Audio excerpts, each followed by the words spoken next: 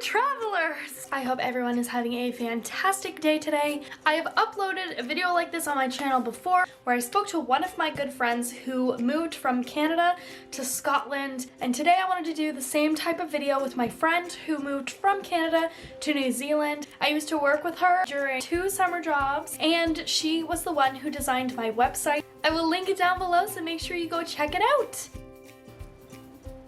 Hello. Hi. How are you? I'm good. How are you? Good, thanks. How's it going over there? Great. It's summertime here, so it's like 25 degrees every day. I'm jealous. It snowed here today, so that's Canada for you. I am incredibly jealous that you're over there right now. You guys don't have any COVID. There's maybe 50 cases in the whole country. That means there's no restrictions. We don't have to wear masks. We don't have to use hand sanitizer 24/7. When I first got here, I went to the mall and I was like freaking out because nobody was wearing masks and nobody was like, taking any precautions at all. It took me a week of like being here and like getting used to even just like people that I know, like friends and family, like giving them hugs and like having them over to the house. And I was like, oh yeah, like I keep having to remind myself that that's okay because you're so like freaked out all the time in Canada. And how long has it been since you moved? I left Canada November 21st. So then I had 2 weeks in quarantine and I got to leave on December 7th, and it is now January 18th here. So I've been here just over a month. Like when you say November, it feels like a long time ago. Tell everybody why you decided to move to New Zealand. So my boyfriend lives here and we've been in a long distance relationship. Being able to finally be here and be with him has been awesome, and I'm planning on staying here for a while. That's so cute. What was the transition like when you were moving over there? Because moving during COVID had to have had its challenges. I think the whole like immigration process was what I was most concerned about, because even though I had been accepted and like I'd been emailing back and forth with Immigration New Zealand, like my biggest concern was being stopped at the border. If anything goes wrong, like I've waited so long to get here, that would be like the worst possible scenario. So that's probably what was most stressful for me. And like COVID was also a factor when I was in quarantine. Like I didn't want to leave my room, even though we were technically allowed to like go for walks if we wanted to within the confines of the rules and everything. I just didn't want to because I was scared that I could be infected. So that sort of like made me go a little crazy by the end of the 2 weeks. But once I got here, like I knew what to expect because I'd been here before with Jesse. Like I know his family and everything like that. How were you able to actually go and get in the country during a pandemic? Did you go on a specific visa? It's a really long process with Immigration New Zealand. First step is that you just need to apply online and even just be considered for an application for a visa. I got denied 3 times. Finally, in October, they opened up the restrictions a little bit more to partnerships and people that aren't New Zealand citizens. I put together a ton of information about our partnership, and basically I got in on a critical purpose visitor visa is what it's called, but it was based on our partnership and also the fact that I have a university degree in skills that they want here in New Zealand. What was the visa turnaround time? When I applied to just even be looked at or considered for a visa, they got back to me within 3 days. But the first 3 times when I got denied, it was a 2-day turnaround time. And I think they were just kind of going through people and denying. So I kind of knew when they were taking a little bit longer to look at my big letter that I wrote them, that I was like, oh, maybe this means that I will get accepted, because they were spending a bit more time on it. And then after that, I had to apply for the actual visa, and that took about 3 weeks to get approved. Did they deny you those first 3 times because of COVID, or was there another reason? So the first 3 times, I think I probably wasn't as in-depth with the reason why I wanted to come. And I think the factor that they lessened the restrictions by the time October rolled around, and I was able to use that and be like, look at this news article that your government put out. Like I know for a fact that I would be allowed in based on these qualifications. So when it got approved, I was more clear with why I should be accepted. And what I also did is put together a Google Drive folder of all of the reasons why we are in a legitimate partnership so that they could see right off the bat that I had proof that I wasn't just like a random person trying to get into the country. And so they could just click on that link and see everything right then and there. Is the one that you're on a permanent one, or does it have a time limit, and can you reapply? I'm currently on a critical purpose visitor visa. And that was like a temporary visa type that New Zealand immigration created specifically for people traveling during COVID. And it's only 6 months. If I return home at any point during this 6 months on this visa, I can't come back to New Zealand. I need to apply for a new visa. So it's a single entry visa. My plan is, and Immigration New Zealand told me this by email when I applied, that I could apply for a work visa based on our partnerships. I think it's called a partnership work visa. If you've been living together for over a year, it's a 2-year visa. If you haven't been living together for over a year, then it's just a 1-year visa. So even if I apply like near the end of the 6 months of the visa that I'm currently on, they'll just give me an interim visa so I can still stay in the country while the other one is being approved. And then the work visa will be like multiple entries. So I can go back and forth between Canada and New Zealand to visit friends and family or whatever and come back without an issue. I mean, you did my website.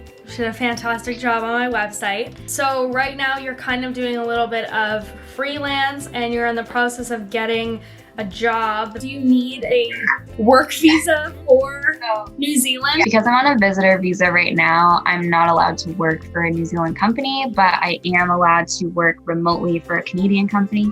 And then once I get my work visa, I can work in New Zealand, no problem. So can you be on 2 visas at the same time? No. So actually, when I was planning on coming here in April, I got a holiday working visa, which was for a year. It basically means that my intent is to come here on holiday, but I can also work if I want to. And that's like the best type of visa. So I was really happy that I got that. And then when flights got canceled, I wasn't allowed to come back on that visa. So basically my holiday working visa was null and void and I had to come on this critical purpose visitor visa. And I asked Immigration New Zealand about that specifically because I was like, does that mean that once my 6-month visa expires, I still have 6 months remaining on my holiday working visa? Like, how does that work? And she was like, no, it just doesn't. If you feel comfortable, how much did you pay for your visa? The holiday working visa was around $250, I think. I had to pay to also be considered, so they just charged $40. I checked it out the other day. So for like a work visa, I think it's around $600. And the actual critical purpose visitor visa was, I think it was around $300 as well. I've seen mixed things on the internet that you have to pay for the hotel accommodation when you get there for quarantine. Some people do and some people don't, right? Well, so the way that it works is that New Zealand citizens don't have to pay because they're coming back to their own home country unless they are going on vacation and like they're purposely going against what the government recommends. But I'm not a New Zealand resident, and so in most cases, you do have to pay. Is there anything else that you'd like to touch on or give advice to anybody who is thinking about doing it or is in the transition of doing it? I've read up a lot on like the idea of like partnership visas. So if anybody trying to get into another country because they're in a long distance relationship, basically there's no such thing as too much information. I have been gathering photos and videos and any sort of documents I possibly can and putting them all in like a Google Drive. You know, a lot of people are like, oh, like, I don't know if they're going to want to know this about us. It's like, just include it. You just want to prove as much as you possibly can that you are in a legitimate relationship. And if I've learned anything through this process, that's what it is. You write them an essay until they don't want to read it anymore and they just say yes. Nothing is private anymore. How was the whole quarantine? Was it awful? I think I would hate it if I was put in the same room for 2 weeks. No, actually, I was really surprised if we just shuttle you from the airport to whichever quarantine facility you're in. The hotel was like 5-star. It was really, really nice. The food was really good. Basically, I got food delivered 3 times a day. I got to pick my meal ahead of time, like online. They accommodated for any dietary restrictions. There was like military, police officers, Air Force, everyone all around all the time. So like you felt pretty secure and everyone's wearing masks, you're social distancing. And then I had to get 2 COVID tests while I was there, one on day 3 and one on day 11 or 12. They came around and took your temperature every single day. So there was, free Wi-Fi, unlimited TV. I had a really big window overlooking the city. And then, yes, pigeons came to my window. I would feed them my leftover food or some crumbs or some cake or something. And they loved it. And that kept me very entertained. It was just kind of funny to watch them. They would sit on each other and fight over the food. And it was funny.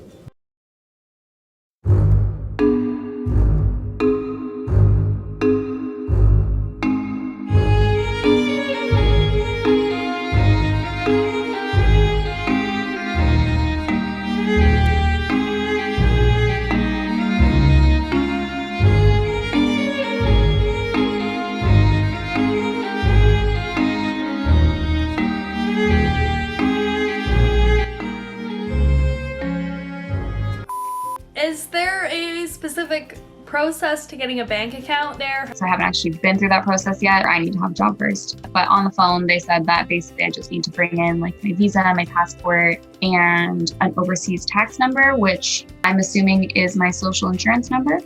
Well, how was the whole adjustment as a Canadian moving to New Zealand? Is there any major cultural differences? Anything that you struggled with? Was it an easy transition? It was pretty easy. Like, I think because I've been here before too, I kind of knew what to expect already. It's not really that different from Canada, really. Major differences, they drive on the other side of the road. So everything's on the left-hand side. I can drive on my Canadian license for a year until I have to get a New Zealand license. I'm pretty used to it now. Like, I just needed to go out a few times, but that was my first time driving on the other side. Where did you gather all your information for some of the trickier things that you couldn't easily have found online? Well, Immigration New Zealand website was like #1. Their website is so easy to navigate. Facebook was actually a lifesaver. I just like added myself to a bunch of groups. So the specific one was called Canadians in New Zealand. People would just ask questions and other people would answer. And you can just kind of scroll through and look lots of things about what to pack and the pros and cons of living in Canada versus New Zealand. Costs, things like what should I provide as evidence for my visa? How do you get a police check when you're living in a different country? All kinds of questions like that. Super helpful. Just kind of even just satisfies your mind to be like, okay, I know exactly what to expect. Follow me on Instagram and either DM me or write your questions in the comments and I will forward them to Miriam, and then 18 hours later into the future she will answer them and I will receive them 18 hours in the past here in Canada. Thank you so much, Miriam, again for taking the time to meet with me. I learned a lot, and I hope that whoever is looking into doing that move or planning to do that move, I hope you found this video insightful as well. Make sure you leave a like and subscribe to this channel so you can keep up to date on some of my other content.